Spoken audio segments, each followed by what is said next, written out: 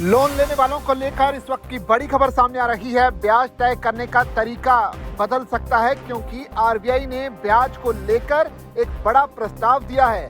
जाहिर सी बात है, अगर ये प्रस्ताव पास होता है तो आम लोगों पर इसका असर पड़ना तय है। आखिर आरबीआई ने इस प्रस्ताव में क्या कहा है और कैसे ये आम लोगों को प्रभावित करेगा, आइए इस पर विस्तार से बात करते हैं। अगर आपने होम लोन, कार लोन या पर्सनल लोन लिया है तो या लेने की सोच रहे हैं तो ये खबर आपके काम की है, क्योंकि आरबीआई ने ऐसा प्रस्ताव दिया है जिससे सभी बैंकों और एनबीएफसीज में ब्याज तय करने का तरीका एक जैसा हो सकता है।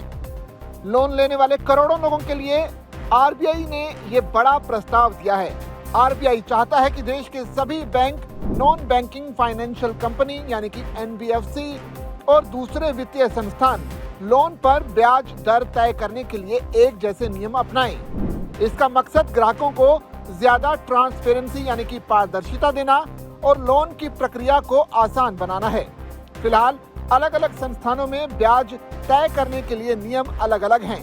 ऐसे में bank marginal cost of funds based lending rate यानी कि MCLR और एक्सटर्नल बेंचमार्क लेंडिंग रेट यानी EBLR जैसे सिस्टम का इस्तेमाल करते हैं। वहीं एनबीएफसी और दूसरे लेंडर्स के अपने अलग अलग नियम हैं। इसी वजह से कई बार एक ही तरह के लोन पर अलग अलग ब्याज दर देखने को मिलती है। आरबीआई अब इन नियमों को एक जैसा बनाने की तैयारी कर रहा है। इसके तहत ब्याज की गणना कैसे होगी, किस आधार पर होगी और फ्लोटिंग रेट लोन की ब्याज दर कब बदलेगी, इन सभी बातों के लिए एक समान सिस्टम बनाया जाएगा। इससे ग्राहकों को ये समझना आसान होगा कि उनके लोन की EMI क्यों और कब बदल रही है। केंद्रीय बैंक का कहना है कि इस कदम से पूरे बैंकिंग सिस्टम में एक रूपता यानी कि यूनिफॉर्मिटी आएगी। साथ ही लोन की कीमत तय करने की प्रक्रिया भी ज्यादा आसान होगी। इससे ग्राहकों के हितों की बेहतर सुरक्षा होगी और आरबीआई की मॉनेटरी पॉलिसी का असर भी तेजी से लोगों तक पहुंच सकेगा। आरबीआई जल्दी ही इस प्रस्ताव का एक ड्राफ्ट जारी करेगा और लोगों व संबंधित संस्थानों से सुझाव भी मांगेगा। यानी अंतिम नियम बनने से पहले सभी पक्ष अपनी राय दे सकेंगे।